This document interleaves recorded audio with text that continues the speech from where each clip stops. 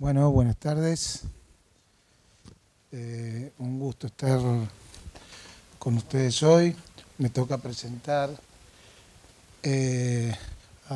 bueno, como hablábamos recién con un amigo, a Esteban Toro Martínez.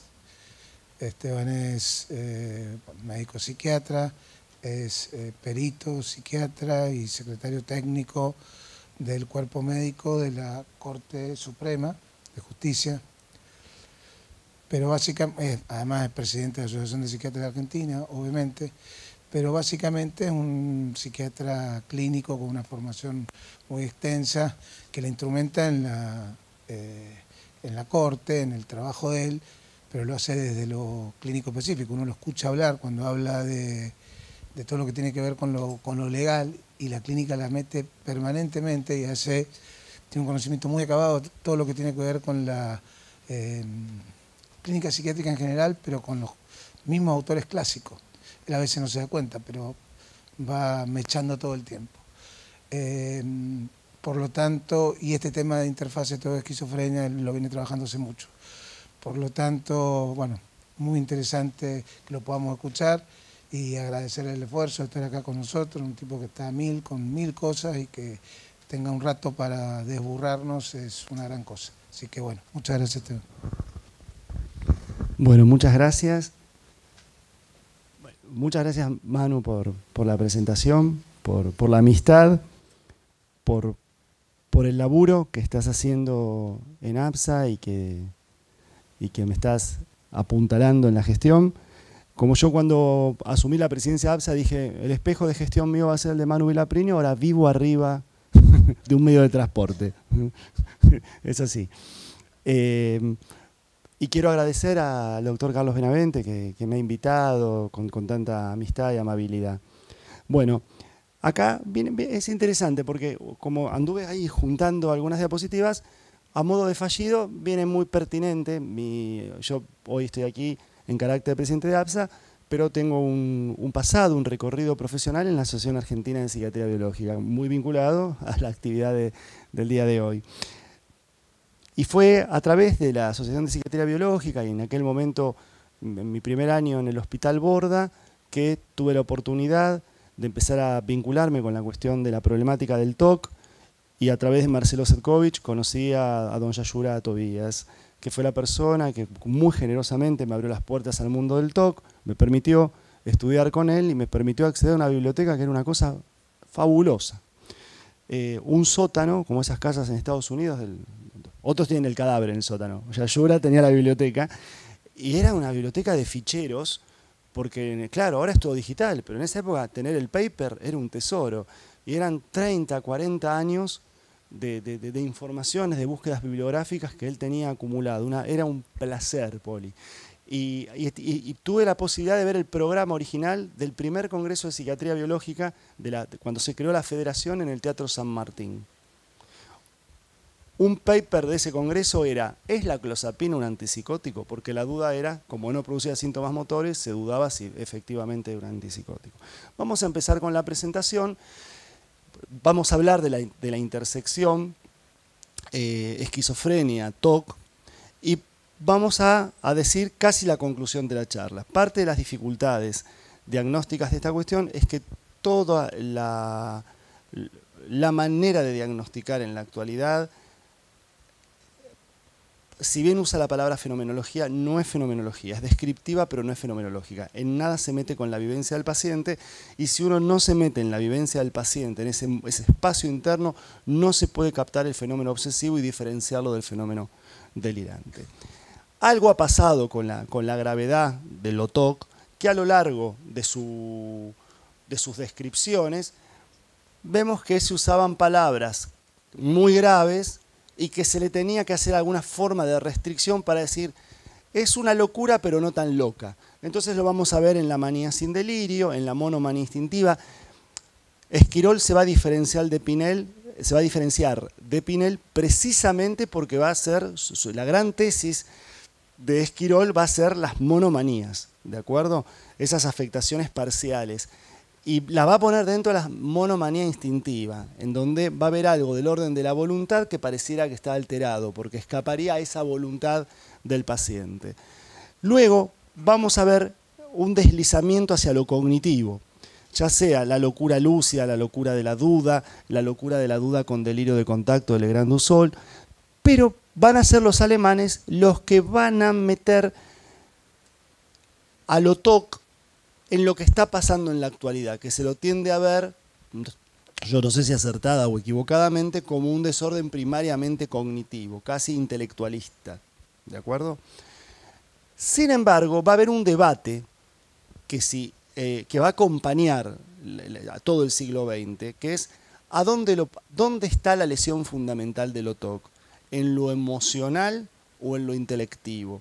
Entonces, cuando nosotros vemos Morselli, paranoia rudimentaria, Morselli es el que acuña el concepto de la tanatofobia, ¿de acuerdo? Cuando vemos la paranoia abortiva de Westphal o la enfermedad ruminativa de Grisinger, son netamente intelectualistas. Pero los franceses y Freud van a ser emocionalistas. Ellos van a considerar que la cuestión está en la emocionalidad, en el temor, en la ansiedad, ¿sí? Y Schneider, psiquiatra alemán, siglo XX, es muy interesante porque va a decir, que en lo anancástico le va a decir, la melodía busca la letra. O sea, Schneider es un emocionalista cuando aborda la cuestión de la melodía busca la letra. Y es muy interesante en la clínica porque el paciente empieza a mejorar, cuando mejora de Lotok, sin embargo, es como que tiene el acervo emocional que sale a buscar el contenido y sin embargo van a pasar cosas. Va a decir Esquirol, miren cómo define Esquirol, ¿no?, a esta cuestión. Una idea, un pensamiento, una imagen, un sentimiento, un movimiento que se acompaña de una sensación subjetiva de compulsión. Es una definición muy parecida a lo que se va a utilizar en la actualidad para Lotok. Y hacia la época del DSM-4, porque el que va a complejizar la cosa es el DSM-5, vamos a ver que las obsesiones son pensamientos, porque en la clínica del TOC siempre se ha creído que lo mental es obsesivo y lo motor es compulsivo. Y eso es una visión sesgada. Lo obsesivo va a ser todo fenómeno, efectivamente, por supuesto con una carga mental importante, pero experimentado como intruso. Yo me voy a resistir a eso, le voy a ofrecer una lucha. Mientras que la verdadera característica de lo compulsivo es la finalidad. La compulsión está destinada a mitigar la ansiedad del fenómeno intrusivo. Entonces, la compulsión puede ser motora, por supuesto, yo me puedo lavar las manos, pero también la compulsión puede ser mental. Estoy obligado a contar, a pronunciar un conjuro. ¿Cómo se llegó a la caracterización de los atributos de la obsesión? A través de la sumatoria del aporte que fueron haciendo distintos autores. Grisinger le va a poner la cuestión de lo forzoso, de lo forzado, Krafft-Ebing lo iterativo, Westphal la egodistonía y Lewis la procedencia de sí mismo, que para lo que vamos a hablar hoy es muy importante.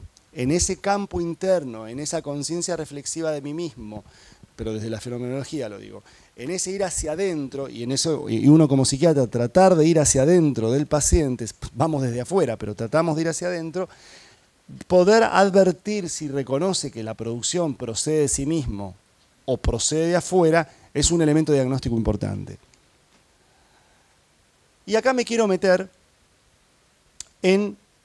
Esto hay dos maneras de mirarlo. Una manera descriptiva, muy desde afuera, si el paciente nos dice, no, esto es una locura, mira lo que estoy pensando, y yo trato, pero no puedo dejar de hacerlo, es un modo descriptivo, es la clásica distinción, lo obsesivo es egodistónico, lo delirante es egosintónico. Pero acá hay una vivencia, acá hay un vivenciar fenomenológico, acá hay una experiencia subjetiva. Entonces, si uno advierte en la descripción del paciente o a la pregunta directa que el paciente padece esa egodistonía, padece lo absurdo y además le ofrece una resistencia, lo que los españoles llaman la lucha ansiosa del psiquismo, ahí está la fenomenología, el vivenciar obsesivo primario. ¿Y por qué lo haces? No puedo me siento forzado, ahí aparece Grising, me siento forzado a hacerlo. Yo me acuerdo que cuando veía pacientes con Yayura Tobías, Yayura decía esta frase: este no es un TOC primario. Y a mí me gustó, porque de alguna manera lo que él manejaba en la cabeza era o es típico o atípico. Entonces, esta es la vivencia, este es el vivenciar del fenómeno obsesivo-compulsivo primario. Acá está el trastorno de ansiedad, acá está la neurosis, acá está las reacciones vivenciales schneiderianas, ¿sí? Experiencia subjetiva de compulsión, lucha ansiosa del psiquismo. Entonces, esa es una manera, un intento de aproximación fenomenológico. Y el otro es una dinámica cognitivo-conductual. ¿Qué interrelación tiene esta cuestión de la obsesión y de la compulsión? La obsesión genera ansiedad, la ansiedad, verán el dominio que tengo para elaborar diapositivas, ¿no? Los recursos. Esto ya sale en blanco y negro, este estilo de instrumento. También, obsesión genera ansiedad y la ansiedad me obliga a hacer una compulsión para neutralizar. Tengo la sensación de gérmenes, el temor a contagiarme cosas, a transmitirlo, me lavo las manos. Escucho la palabra ataúd, me horrorizo con la muerte, pronuncio un conjuro hasta que me tranquiliza. Hay dos trabajos de la década del 80 / principios del 90 que van a ser muy importantes porque en lenguaje contemporáneo van a abordar la cuestión de pacientes TOC que les empieza a ir mal, pacientes TOC en donde lo obsesivo pasa algo que parece medio delusional, medio deliroide. Este es un trabajo sumamente, no se ve, pero este es un trabajo, este primero, el que habla de formas psicóticas de transición, es muy interesante por dos razones. Es un artículo que plantea dos casos nada más. Es un artículo del American Journal, creo 1980 y pico. Es muy interesante, los autores son Thomas Insel y Akiskal. La única vez que Akiskal escribe, y que escribe sobre algo de no bipolar, no aparece la palabra, los desafío a leer el paper y que encuentren la palabra bipolar, no lo menciona. Pero toman dos casos y dicen, miren, acá hay un caso de una persona que tiene un TOC de escrupulosidad, que trabaja en una cocina y que teme haber envenenado y que entonces va a recibir un castigo, o que merece un castigo. Y el otro, una conducta por la cual ya lo están persiguiendo. Uno va hacia la melancolía y otro va hacia la reacción paranoide. Es muy interesante porque Janet, en la psicastenia, va a describir casos de evolución similar, en 1905. ¿Sí? Y además Freud, con su famoso caso del hombre de los lobos, va a evolucionar, va a seguir en análisis posteriormente con una discípula de Freud, y va a ser una suerte de paranoia somática el hombre de los lobos. Va a tener un delirio somático con la nariz, etc. Ellos van a decir que cuando la idea se sobrevalora, ahí se produce un momento psicótico. Y a eso lo llaman formas reactivas de transición. Pero no dice que evolucionan hacia la esquizofrenia, sino que es un paciente TOC que se le fragiliza la prueba de la realidad. Lo traducimos por catatimia, por decirlo de alguna manera, ¿de acuerdo? En cambio, el otro autor, los otros dos autores que tuvieron gran injerencia en el DSM-3R4 eran Eisen y Rasmussen. Y ellos van a decir que hay que hacer una especificación si presentan síntomas psicóticos. En vez de hablar de forma reactiva de transición, que sería como un concepto muy clínico, etc., al estilo yankee como un especificador. Fíjense que de alguna manera en el DSM-5, si repasamos los criterios, en el DSM-5 se habla de bajo insight con creencias delusionales. Ven la huella por donde viene. Pero el del DSM no usó la palabra psicótico. Habló en aquel momento de pobre insight, el DSM-4. Porque no quería hacer la confusión con el capítulo de la psicosis. Entonces la tesis de la pérdida del insight y de ese momento medio psicótico-like o delusional es esto: la vivencia compulsiva primaria, yo hago una lucha ansiosa del psiquismo, por alguna razón característicamente se dice que es la duración de la enfermedad, a mayor tiempo de la duración de la enfermedad librada a su propia evolución, agota la resistencia psíquica de la persona y se le sobrevalora la idea, y entonces ahí transitamos la cuestión de la certeza. Esto era también muy importante en los 80 porque la gama de antipsicóticos eran los neurolépticos típicos. Entonces, lo interesante del trabajo de Insel y Akiskal era reforzar el antidepresivo, reforzar la cuestión conductual que igual puede pegar la vuelta al paciente. Hoy en día con los antipsicóticos atípicos, la verdad que si uno hace un estudio de prescripción, la mayoría de los pacientes TOC después de un X tiempo están medicados con un IRS y con algún atípico. Entonces, esta distinción es interesante para no caer en el diagnóstico de esquizofrenia, pero no te condiciona tanto la medicación. Después está la cuestión del insight. La cuestión del insight apunta a... ¿El insight es conciencia meramente de enfermedad o es un constructo multidimensional? Muchos autores trabajan con que detrás del subsumido en un término, insight implica muchas cosas. Implica la noción de resistencia, implica el vigor, implica percibir lo absurdo, implica apreciar la opinión de los demás, cómo te ven, para otros además la extravagancia y la necesidad de tratamiento actual o en el pasado. Y aparece entonces la noción de la idea sobrevalorada. Nosotros utilizamos la noción de idea sobrevalorada clásicamente jasperiana, es decir, las ideologías, la convicción en la ciencia, la creencia religiosa, Boca es el mejor equipo del mundo, pregúntenle a Manu Vilaprino cuál es su mejor equipo de fútbol, va a decir otro. Entonces, ahí tenemos catatimia y hay una idea sobrevalorada. Sin embargo, Wernicke iba a hablar de una idea sobrevalorada y es muy interesante porque va a hablar de ideas sanas y patológicas. ¿De acuerdo? Y los norteamericanos en el glosario de APA de la década del 80 van a decir la idea sobrevalorada es aquella que tiene más carga emotiva, pero que no llega a tener la intensidad de una idea delirante. Y es entonces las ideas sobrevaloradas las que, para los americanos, podríamos encontrar en formas graves de hipocondría que no llegan a un delirio somático, las ideas de la disorexia, las ideas de la melancolía. Nosotros que tenemos más tradición centroeuropea a veces utilizamos el término deliroide. Ahí está. La otra característica del pensamiento obsesivo, para que no pase tal desgracia, yo tengo que apretar el interruptor de la luz 3 veces, no lo tengo que hacer hasta que... ¿Por qué? Porque estoy funcionando en una modalidad de pensamiento prerracional madura, que es el pensamiento mágico del tercer estadio de Piaget, que tiene una característica muy importante, que es la percepción de la acción centrada, el solipsismo, centrado en mí mismo. Si yo hago tal cosa, a mi familiar no le va a pasar tal otra. En la mayoría de los delirios de duda y verificación, los pacientes no dicen que se fijan si cerraron bien la puerta o la llave de gas, que cerraron bien la puerta para que no le entren a robar a él. Es, si yo cerré mal la puerta y no estoy, entran y están mis hijos o los vecinos. Es una escrupulosidad moral de afectación a terceros, la mayoría de las veces. Y ahí, al pasar, tiramos que muchas veces, si bien no es muy profundo, pero Schneider lo usa y me llamó la atención y me parece muy útil, muchas veces el diagnóstico diferencial entre un delirio y una obsesión es si las temáticas son típicas o atípicas. A veces, a fuerza de lo reiterativo, lo forzoso, no es posible discriminar si es un delirio o una obsesión, pero sí las temáticas. Si hay extravagancias, hay bizarrería, es una psicosis, es una idea delirante, y si no, si son temáticas típicas, es otra cosa. Vamos a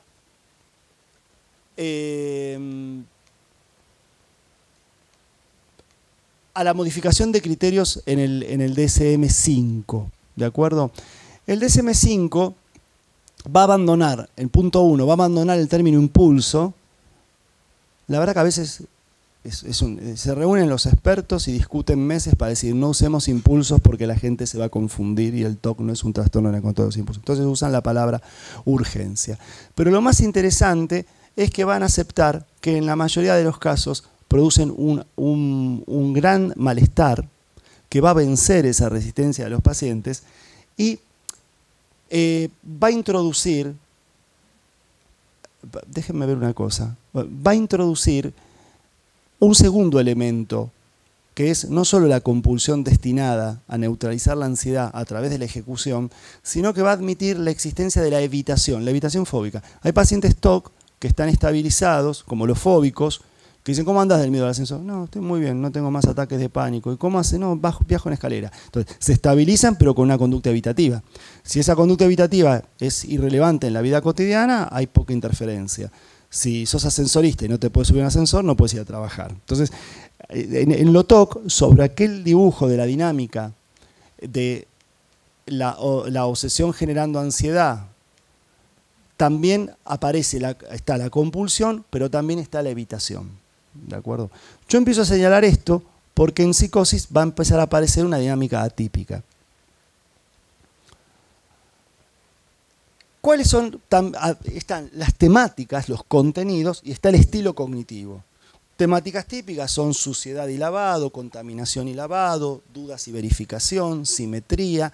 Los patrones de simetría están más vinculados con el fenómeno TIC, o sea que uno podría decir, más con un espíritu de psiquiatría biológica, que el TOC de la vivencia compulsiva primaria es un TOC serotonérgico o de disserotoninergia, por decir algo, y el TOC ticoso, esquizotipia, es más para lo hiperdopaminérgico. ¿De acuerdo? ¿Por qué digo esto? Porque en general los pacientes con necesidad de simetría van acomodando las cosas hasta que experimentan una sensación que es, ahora sí, lo adecuado, el just right, que es la misma vivencia del TIC. ¿De acuerdo?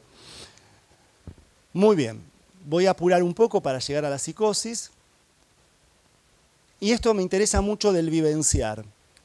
Va a decir Jaspers que las representaciones obsesivas, los impulsos, son aquellas en que el individuo está obligado siempre a pensar, está compelido, ¿no? Ahí está la vivencia de compulsión, está compelido a pensar mientras que está enteramente convencido de lo infundado de la angustia. Ortega y Gasset decía que en la duda hay un carácter unitario. Yo decido dudar. Porque duda tiene un prefijo de duda de dualidad. Yo decido dudar. En cambio, el obsesivo no puede. Me ocurre, sé que es un disparate, pero no dudo porque unifico y hago una duda filosófica.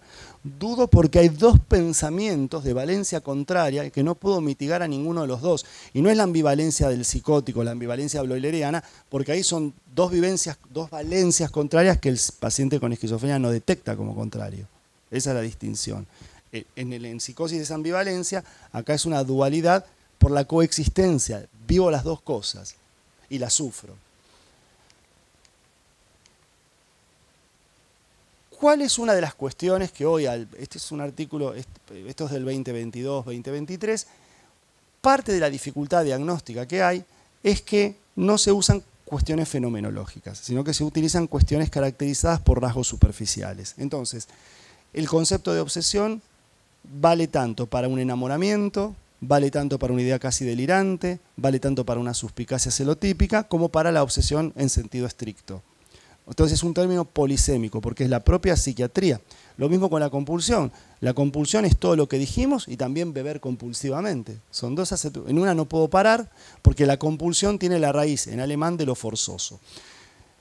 Es un criterio entonces polisémico, no fenomenológico, sino descriptivo desde afuera. No le interesa meterse en el vivenciar del paciente, no analiza cómo la irrupción de esa vivencia surge de la línea de tiempo o rompe la línea de tiempo, desarrollo, proceso o reacción, y empieza a admitir lo delirante. Entonces ya empezamos a hablar de obsesiones con intensidad delirante y eso ya se tornó burda la descripción. Lo que les contaba antes, Janet con sus casos de reacción paranoide y melancolía, vamos a la psicosis, ¿no? El fenómeno toxicosis. Jeremy Taylor, un obispo, describe un caso de melancolización y Ruth Brunswick es la discípula de Freud que va a continuar el análisis del hombre de los lobos y es la que va a contar la paranoia somática del hombre de los lobos, prototipo de la neurosis obsesiva. Es muy interesante. Freud, que va a inventar el concepto psicoanalítico de neurosis obsesiva, pero como neurosis como tal lo va a desarrollar Freud, su caso paradigmático va a tener una evolución de TOC complicado. Entonces, parte de la literatura contradictoria es que cuando se estudia TOC / psicosis, lo que uno hace es lo que las distintas metodologías son: yo tengo una clínica de pacientes TOC y veo los que hacen la pérdida del insight. O yo trabajo en esquizofrenia y veo pacientes que tienen unas obsesiones rarísimas o que empiezan a tener obsesiones. Y ahí te cambia la epidemiología, lo que describís, las respuestas. Después se fue complejizando. De los primeros trabajos que yo leí que aplicaban similares medidas a ambas poblaciones fue Yayura. Después, con el correr de los años, se aplican instrumentos más sofisticados en los años 2000, tomando esto. Es decir, bueno, agarro los instrumentos TOC y se lo tomo a psicosis, a esquizofrenia, y agarro los instrumentos a esquizofrenia y se los tomo a los pacientes con TOC. Hay mucho descripto. Hay casi un 30% de pacientes esquizofrénicos con sintomatología obsesiva. Muy pocos son los pacientes TOC que se malignizan a una esquizofrenia. No que pierden insight y están complicados. Digo, que se transforman en pacientes esquizofrénicos. Pasa, pero muchas veces pasa en pacientes de ultrarriesgo. Entonces es que el TOC evolucionó, o lo que hablábamos la vez pasada en el ciclo federal, ahí por Zoom, es o son esos pacientes de ultrarriesgo cursando el trema de la psicosis ligera atenuada, en donde empieza el polimorfismo, la esquizofrenia, la gran simuladora, transita la fobia, el pánico, el obsesivo, y después aparece el brote 2 años después. Lo que sí también va a variar es este es un concepto clave, la significación pronóstica de lo obsesivo en esquizofrenia. ¿Por qué es tan contradictoria la literatura? Todo el siglo XX hasta 1980, por decir algo, hemos aprendido de las escuelas psicoanalíticas que las obsesiones en psicosis eran mecanismos de defensa. Minkowski va a decir que lo obsesivo es una forma de compensar el autismo. ¿De acuerdo? En la década del 80, dos jugadorazos en esquizofrenia, Fenton y McLachlan, hacen este entrecruzamiento y van a decir, no, mirá que los pacientes esquizofrénicos con fenómenos obsesivos compulsivos les va muy mal. Solteros, no forman familia, pierden trabajo, pasaron más tiempo internados, empezaron más de jóvenes, etc. Entonces, la significación pronóstica no solamente cambia, sino que varía según la edad. Y acá entonces sí se podría integrar. Si uno ve que un paciente de ultrarriesgo, pero que en última instancia el ultrarriesgo tiene la complejidad que no te puedes decidir si está en psicosis o no, lo estás investigando. ¿Tarda en aparecer la psicosis porque lo obsesivo tiene alguna relación? Bueno, eso Poyurowski lo ve. En primer brote, la presencia del obsesivo demora la eclosión de los síntomas positivos. ¿Son ellos? No sabemos, pero hay una coexistencia. Allí donde en primer brote hay obsesividad, tarda en aparecer la psicosis. A edad más avanzada, el instalamiento del obsesivo va de la mano de lo defectual. ¿Sí? Entonces, hay que mirar no solo lo obsesivo, sino también ver cómo andan las otras dimensiones del trastorno esquizofrénico. Porque en este momento de la presentación estaríamos hablando de pacientes donde no dudamos que tienen esquizofrenia, sino que apareció la comorbilidad. Esto es lo que les decía, es una suma de determinados trabajos. ¿Cómo? En realidad acá sería esquizofrenia esquizoobsesiva, ¿no? ¿Vos cómo la habías pensado? ¿Por qué la distinción? ¿Cómo la habías pensado? Pensaba en psicosis y esquizoobsesiva. No. Ok, dale. Muy bien. Lo de siempre, cómo correlacionar hallazgos neuropsicológicos de imágenes con poblaciones que son heterogéneas, etc. El desafío que aún sigue estando en nuestra clínica. Se ha comparado cómo es el clúster obsesivo en pacientes esquizofrénicos con obsesiones, lo comparo contra esquizofrénicos sin obsesiones o contra pacientes con TOC. Lo que en general hay consenso es que el clúster obseso-compulsivo es similar, tiene un comportamiento como si respondiera a una base fisiopatológica que se activa. A mí me hace acordar a un concepto que aprendí de Goldar, que es el del síndrome preformado de Koch. Entonces, habría algo ahí del morbus que activa y andás a ver por qué se libera todo el dispositivo, la circuitería del obsesivo compulsivo. ¿Sí?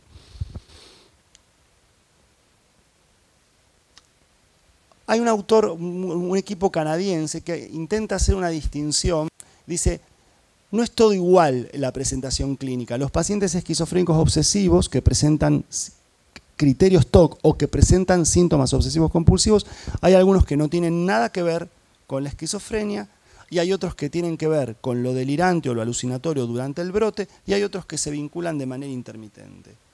Pasó lo delirante y sin embargo el paciente sigue revisando, se da vuelta por si vienen las voces y ya las voces no están.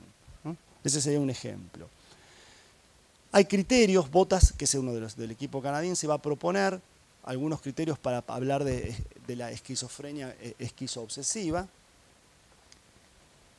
Esto es lo que les decía según el momento de la enfermedad. Yo recuerdo que, vamos a avanzar así voy cerrando para... Fíjense que habría como un patrón de un efecto protector que decíamos antes, que es cuando está en el primer brote o en los prodromos del primer brote o en la condición de ultrarriesgo, y otra cosa muy distinta es cuando la evolución es larga y aparece. Al respecto, cuando Leonhardt habla de la esquizofrenia, de la hebefrenia sistemática y de la catatonia manerada, que son las dos formas obsesivas de esquizofrenia para Leonhardt, él va a decir que la aparición de lo anancástico es un síntoma de defectuación precoz. O sea que Leonhardt, la mirada de Leonhardt iba a este segundo grupo, ¿no?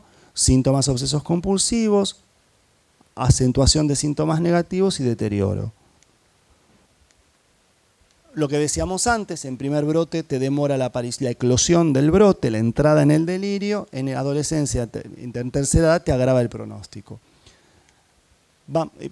Esto lo traigo en homenaje a Vicente Donoli. Él fue una de las en Argentina de los primeros que aplicó instrumentos. Él aplicó instrumentos psicodinámicos y me parece interesante porque esto no ocurre en la literatura TOC y esquizofrenia.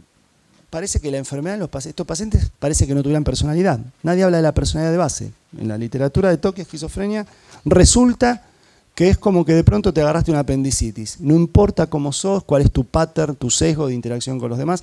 Y el trabajo de Vicente analizaba la personalidad de base, cómo podía influir. Después acá hay dos maneras de leer esto. Hay un trabajo que dice la presencia de síntomas la tasa de frecuencia de síntomas obsesivos en ultrarriesgo es similar a la población general. Sí, es similar, pero a los pacientes que tienen obsesividad en ultrarriesgo tienen comorbilidad con depresión, comorbilidad con fobias, comorbilidad con aislamiento, tienen un síndrome disfuncional de la hostia. Entonces no es lo mismo. Son más jóvenes, más depresivos, altas tasas de suicidio, ¿no? Entonces, si uno intentara dibujar, esquematizar una interfaz de psicosis TOC, podríamos hablar de un primer grupo que pueden ser pacientes esquizofrénicos con síntomas obsesivos, otro grupo de pacientes esquizofrénicos con síntomas inducidos, porque esa es otra de las cuestiones que puede estar pasando en la bibliografía. ¿Por qué hay más tasa de obseso-compulsividad en psicosis? Porque hay más utilización de antipsicóticos atípicos. Hecho que se sabe que generan producción de síntomas obsesivos compulsivos de novo. Silvano Arietti, una suerte del penúltimo, si el último gran clínico, bueno, yo coincido con Manu, Gaemi es un tremendo clínico, de los que publican, Poli es un fanático, tiene un póster de Gaemi, tiene al Che Guevara, a Evita y a Gaemi, ¿no? Y a Perón, muy bien. Usa una remera de Gaemi. Pero, digamos, antes de Gaemi, creo que Aquiscal y antes de Aquiscal, Silvano Arietti. Arietti veía en el enlentecimiento, en la indecisión, veía síntomas catatónicos. En la indecisión del obsesivo, lo vinculaba, muy interesante. Entonces uno podría decir, bueno, mira, hay pacientes, vamos terminando, hay pacientes esquizofrénicos con síntomas obsesivos compulsivos no relacionados con la esquizofrenia, no relacionados con lo delirante, ¿no? Con lo psicótico. Otros que sí, otros que están en continuo, otros que están en forma intermitente, guardan delirios con alucinaciones, guardan relación con delirios y alucinaciones. Y empiezan las preguntas que uno se hace. Y acá estamos ante una comorbilidad, un síndrome de activación de síndromes preformados, es un subtipo de esquizofrenia. Bloiler y Mayer-Gross consideraban a los psicóticos como obsesionales, consideraban a los obsesionales crónicos como psicóticos de hecho. En la literatura psicodinámica se pensaba una posible transición, una evolución esquizofrénica, es decir, caracterizada por lo que yo creía que procedía de mí, está a la vuelta de la esquina de creer que me lo imponen, el modelo teórico, ¿de acuerdo? Y la otra cuestión es qué tipo de criterios diagnósticos vamos a estar utilizando para ambos diagnósticos.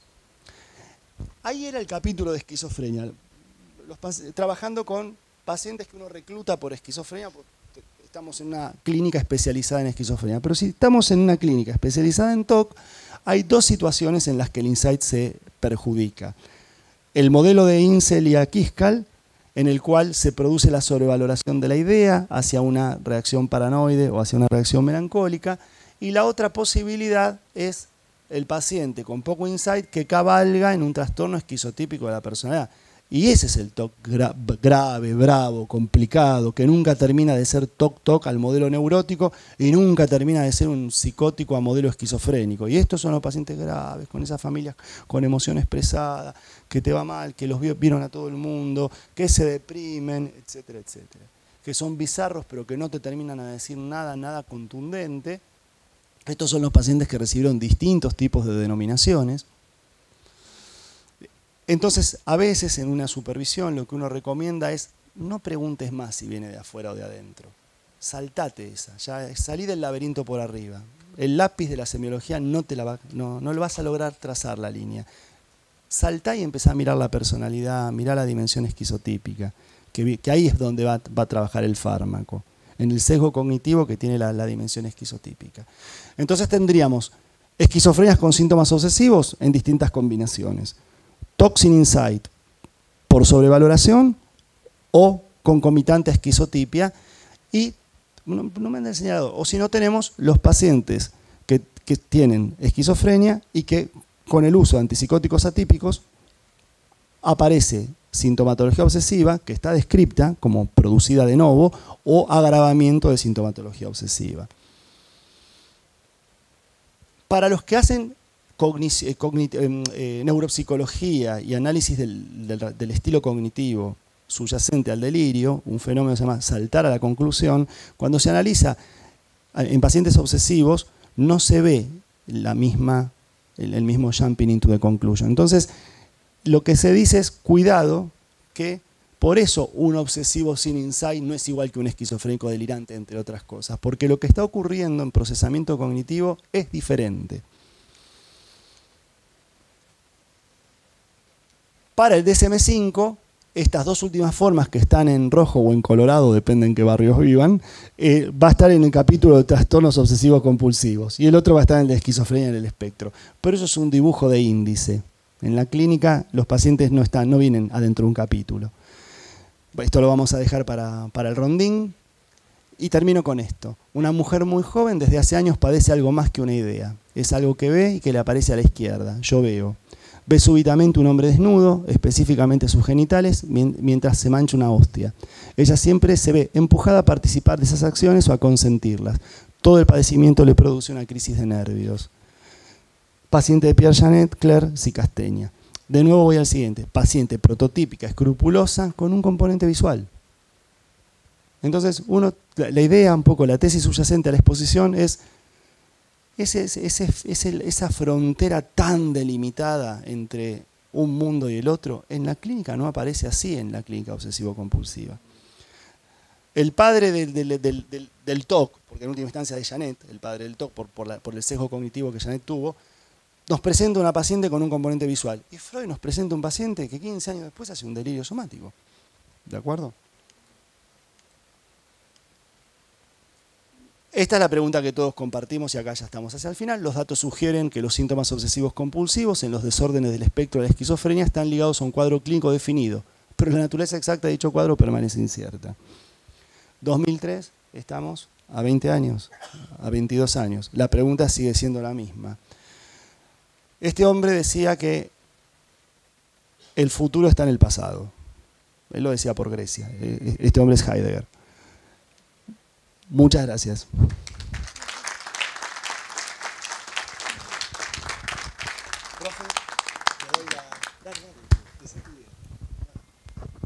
Una sola cosita. Sí, la pasamos y que vayan hablando lo que quieran. Gracias, Esteban. Fantástico. Como dije al principio, hiperclínico. Cuando habla del tema del equipo de fútbol, lo mío no es idea sobrevalorada. Es verdad. Bueno, ¿y de qué equipo sos? Gimnasia de Grima Mendoza. Ah, la miércoles. Gimnasia. No existe. Bueno, perdón. Gracias a tu exposición, brillante. Aparte he leído muchas cosas tuyas, brillantes, realmente. Muy linda.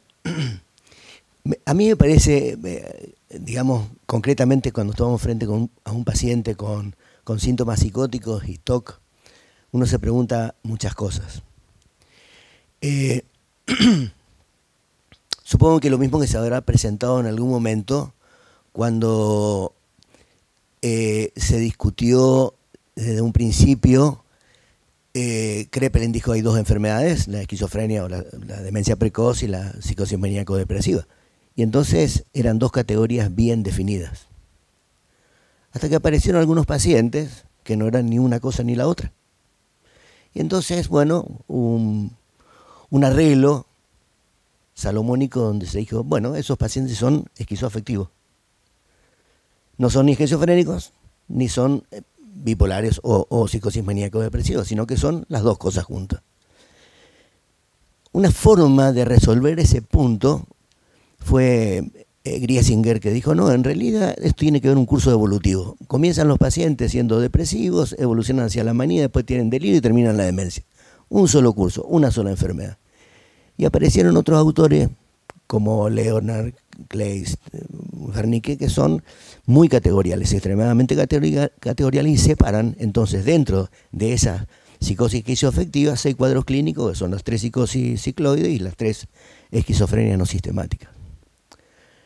Siguiendo ese mismo pensamiento, si yo pongo como una entidad nosológica que no encontró lugar en la historia, y lo pongo al TOC como una enfermedad con el mismo peso específico que la esquizofrenia y el trastorno bipolar o la psicosis maníaco-depresiva, esa misma relación que tiene con esas dos enfermedades va a ser la misma relación que tiene entre la esquizofrenia y la psicosis maníaco-depresiva. O sea, el TOC va a tener una relación con la esquizofrenia y va a tener una relación con la psicosis maníaco-depresiva. El problema, o sea, que tienen que haber una cantidad de cuadros clínicos que no son ni esquizofrénicos ni son TOC, son esquizos obsesivos. Entonces, van a haber esquizofrénicos que tienen síntomas TOC, como lo describió perfectamente Leonard, que son la hebefrenia excéntrica y la catatonía manierística, y están aquellos pacientes obsesivos que tienen síntomas psicóticos, que decía alguien, cuando el obsesivo pierde la plaza. ¿Qué estaba queriendo decir? Cuando el obsesivo deja de pelear contra su obsesión y se entrega, pasa a ser una obsesión en estado delirante. Pero en el medio, yo creo que el grupo de Podgorski, que hoy lo nombraste, en Israel, están trabajando genéticamente para ver si existe unos cuadros clínicos que sean distintos ni a la esquizofrenia ni al trastorno obsesivo compulsivo. Y esto es válido para un ejercicio en la psicopatología, de la misma manera que tratar de identificar a aquellos pacientes que tienen TOC y enfermedades afectivas, que son muy difíciles de tratar. Un bipolar con un TOC es muy difícil de tratar. Eso es nada más que eso. Te felicito, realmente fue una riqueza lo que... Gracias.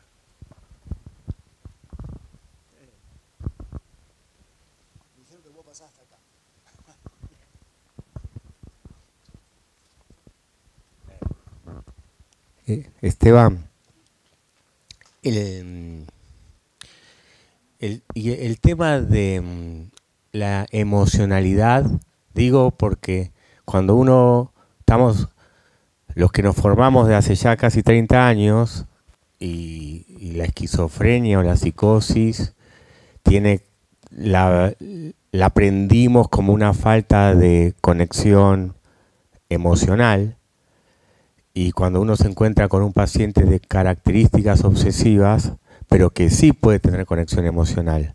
No sé si se entiende, porque en realidad a mí, digamos, la estructura, y ahí sí vayamos a Freud, la estructura la arma cuando se puede conectar o no.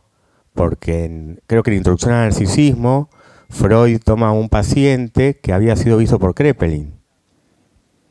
Y después... ahí ese paciente, bueno, habla de la hipocondría y todo lo que habla Freud de introducción al narcisismo, pero el tema es la conexión con el otro para ir desarmando los síntomas. No sé si se puede aclarar algo.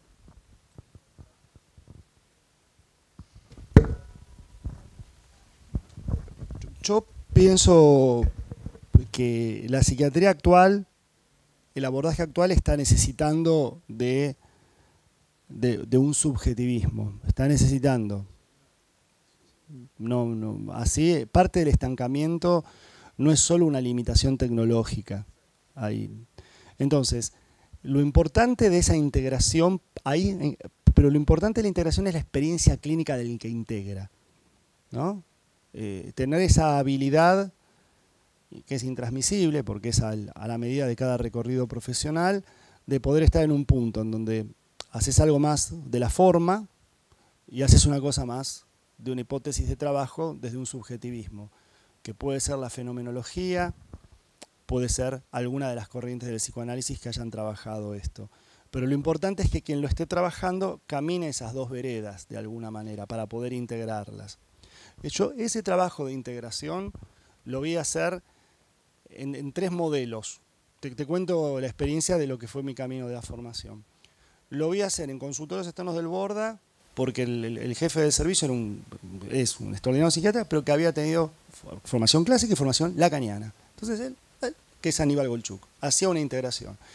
Lo vi en el servicio de emergencias 1, que había sido el servicio de Stingo, después la doctora Vigo, que hacían un modelo más psicodinámico clásico, algo así como el Henry A, por decirlo, ¿no? Muy clínicos, con un manejo de psicosis de la hostia en internación, pero el subjetivismo, el ejercicio del subjetivismo lo hacían a través de la psicodinamia no francesa, no la escuela francesa.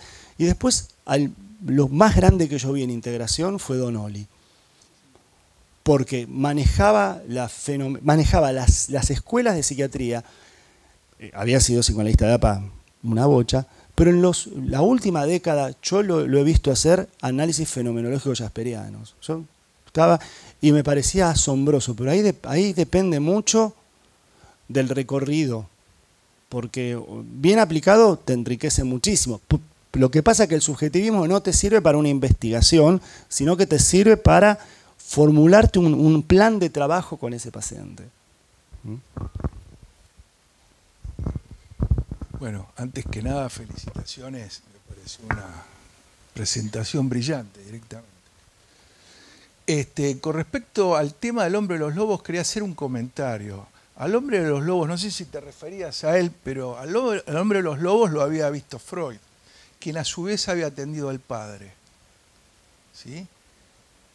Perdón, al hombre de los lobos lo vio Freud y al padre lo había atendido Kraepelin. ¿Sí? Y hay bastante evidencia que le había dado que ya se usaba litio y el diagnóstico que tenía el padre del hombre de los lobos era una psicosis maníaco-depresiva.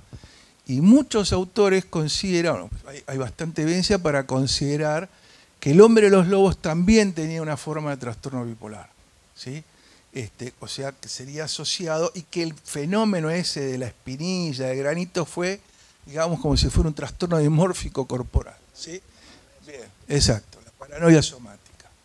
Bien, me parece excelente yo diría, reclamo que haces de la falta de fenomenología, porque nos estamos manejando con criterios psiquiátricos fenoménicos descriptivos, no fenomenológicos.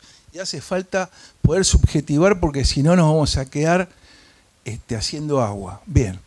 Ahora viene la pregunta. Vos te referías a esta cuestión del TOC en la dimensión de la esquizotipia, ¿sí? Y te pregunto, ¿qué opinás de la cuestión del TOC, por ejemplo, asociado al tema del espectro autista, por ejemplo, el Asperger, ¿no? Porque es bastante parecido, me parece, digamos, en relación a esta apreciación que hacías al respecto. Mirá, es un tema y es así. Cuando la primera vez que yo publiqué sobre, que lo llamé las formas psicóticas del TOC, a mí, entre comillas, se me escapó la comorbilidad con el autismo o con el espectro del trastorno del desarrollo. Y el caso 3, que yo después eso lo publicó en Vertex y en Almeón publicó 2 años después una ejemplificación con cada caso clínico. Y el caso 3, que lo pongo como un modo de comorbilidad, de TOC sin insight en esquizotipia, yo con el correr de los años y en la medida que fui viendo más pacientes y fui leyendo más, Muchas veces creo que aquel paciente, más que una esquizotipia, tenía algún trastorno generalizado del desarrollo. Ahí yo es donde creo o rescato esa noción del síndrome preformado. Algo pasa ahí. Es decir, vamos a tomar la histeria y la estructura. Taca, taca, taca. Pero lees a Kretschmer y cuando lees la base de la histeria, ¿no? Como casi lo hipobúlico de Kretschmer, que se activa y entonces aparece la tempestad de movimientos, todo eso. Con lo obsesivo compulsivo también lo pienso igual, que hay algo de lo que está en la conformación cerebral, hay algo que hace que se faciliten ciertas, como el tic, ciertas cuestiones sensitivas y aparece lo obsesivo compulsivo. Y tiene algo que ver con algo que se libera, que se desregula. Eso es lo que yo pienso ahí. Porque, discúlpame un segundo, porque hasta el propio Goldar, y después había un español, Pereira, que tomaba el mismo concepto. En catatonía hace lo mismo. Goldar dice, pasa algo que va y despierta el demonio. Viste, dice, en la línea de Calhoun te separa de la melancolía de la inhibición catatónica. Y esa línea es la línea de Calhoun, la llama él. Como que hay algo preformado casi etológico, que tiene un sentido en la evolución. Por ejemplo, este concepto, súper breve, este concepto monomanía instintiva, me parece muy descriptivo y tiene que ver con esto, de, digamos, la cuestión de la preforma y el disparo, porque en realidad lo que uno ve en el fondo de todos los TOCs es que hay algo instintivo, o el orden, o el cuidado de la pareja, o la cuestión de la contaminación, o la acumulación. Es decir, que hay cuestiones preformadas que son claramente, digamos, estructuras instintivas. Gracias. El aseo personal, la limpieza, la conformación del nido, la prevención del daño. ¿Son todas esas observaciones? Pero estamos muy mal.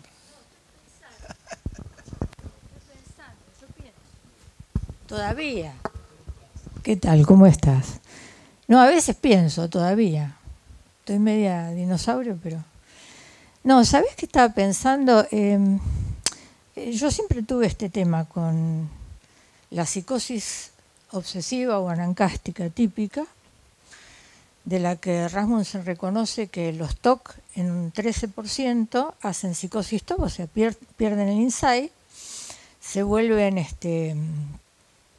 digamos, se ponen al servicio de la idea obsesiva y realmente se psicotizan. Hay un 13% que vuelve al TOC, es decir, puede regresar al TOC y no dejar defecto. Obviamente va a seguir teniendo su TOC. Y también es cierto que para tener un TOC tenés que tener algo preformado, que es una personalidad de rasgos obsesivos. Yo estoy totalmente de acuerdo con eso. Es más, yo pienso que el TOC es un desarrollo, en el sentido jasperiano del término, como las psicosis disociativas son un desarrollo de la histeria, son psicosis que vienen de un desarrollo de una personalidad que está preformada, obviamente. Ahora, respecto al esquizo-TOC, es algo que vos decís que está, o diríamos, está en el medio entre la psicosis TOC y las esquizofrenias que tienen síntomas obsesivos, que como bien dijiste, para León, son la catatonia manierista y la hebefrenia excéntrica, que yo las he visto con ideas obsesivas, compulsiones. Detalle. Lo que yo pienso es esto. Si nosotros entendemos que la esquizofrenia tiene una diversidad de complejos sintomáticos enormes, parafrenia afectiva no tiene nada que ver con una catatonía hipofémica. Nada, menos con una hebefrenia pueril, nada. ¿Qué las une? Como decía Goldar, ¿cuál es la verdadera enfermedad esquizofrénica? El defecto. Totalmente. A todas las une el defecto o síntomas negativos, de los que tengo una nueva visión que la voy a presentar al Congreso de la AP. Bien, ahora, estos esquizotoc o estos TOC que se montarían en una esquizotipia, en la evolución, yo los he visto. ¿Se llega realmente a un defecto? Vos sabés que yo he visto psicosis obsesivas crónicas que realmente, después de muchos años de evolución, pero 20 años de evolución, vos empezás a ver el defecto. Lo empezás a ver, pero en las que se cronifican, no en las que revierten. Entonces, yo me pregunto, digamos, pasando por encima, como vos dijiste, el tema de la influencia externa. No, en la psicosis obsesiva pura no hay influencia externa, en la de Leonhardt hay influencia externa. Exactamente, hay proyección al exterior de lo persecutorio. Ahora, si el tema es el defecto, estas psicosis obsesivas crónicas van mucho más lento al defecto, pero finalmente llegan. En el Moyano teníamos una paciente cuya obsesión era muy gracioso, porque era el licenciado Vidriera. Sí, el licenciado Vidriera le decíamos nosotros, porque ella se le había impuesto la idea de que su cuerpo tenía la fragilidad del vidrio. Por lo tanto, vestirle era todo un problema, porque gritaba para que no la quebraran. Cuando pasaba por las puertas o hacía todo así, porque el tema era no rozarse para no quebrarse. Ritual, exactamente. Nosotros pensamos en una esquizofrenia manierista. No daba, porque no tenía manierismos motores. Era la idea que generaba esa conducta. Pero a su vez se iba defectuando con los años, pero nunca hubo influencia externa.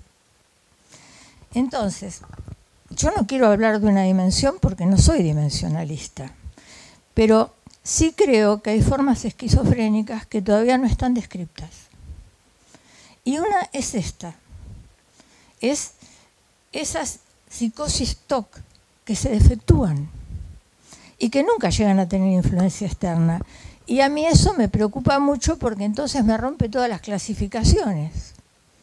Yo ahora estoy tratando de acomodar una clasificación que no sé si voy a vivir para publicarla, por ahí no vivo. Espero que sí. Pero vos notás que se te rompen muchos esquemas de muchas clasificaciones. Y mucho más se te rompen los esquemas cuando vas a los estudios funcionales del cerebro. Porque ahí es donde vas uniendo cosas de la clínica que no están en las clasificaciones comunes. Y se te rompen muchas cosas, muchas ideas clásicas, digamos, ¿no? Creo que es para pensarlo, no estoy planteando ni preguntas ni nada, estoy planteando algo que vengo pensando hace rato, ¿no? Perdón. Bueno, muchas gracias. Muy bueno que, a ver, todo esto que pasó, que lo tenemos que cortar rápido, porque si no el doctor Benavente Pinto hace un berrinche. Pero realmente tremendamente valioso escuchar gente con tanta experiencia y tanto conocimiento. Lo que dijo la doctora al final es fantástico porque es el gran problema, dónde nos posicionamos, dimensionalmente o categorialmente cuando vamos a diagnosticar. En realidad, hoy por hoy es mixtura. Para determinados aspectos elegimos la categoría y para ciertos aspectos dimensionamos. El problema del DSM para mí es que a lo largo del tiempo ha ido cambiando de muy categorial a muy dimensionalista, de vuelta categorial, ahora en algunos aspectos excesivamente dimensionalista. En la época donde nos estamos planteando si las esquizotipias existen o son realmente formas esquizofrénicas de inicio, la meten en el contexto del obsesivo. Entonces, cuando uno, me parece a mí, empieza a meterse demasiado en lo clasificatorio, como dice la doctora, es cuando más se pierde. La clínica es la que nos va llevando a qué tenemos que hacer desde el punto de vista de los abordajes terapéuticos, la clínica, como decís vos, fenomenológica. Lo cualitativo del fenómeno, y eso es lo que preocupa en la formación de los psiquiatras actualmente, por lo menos a mí, que se ha transformado todo en demasiado, demasiado descriptivo sin mirar lo cualitativo. Y ahí es cuando en los trastornos mentales severos pifeas la mirada, pifeas el diagnóstico y por supuesto el tratamiento y después se mete la epigenética a hacer desastre. Bueno, muchísimas gracias a todos. Muchas gracias. Tremendo.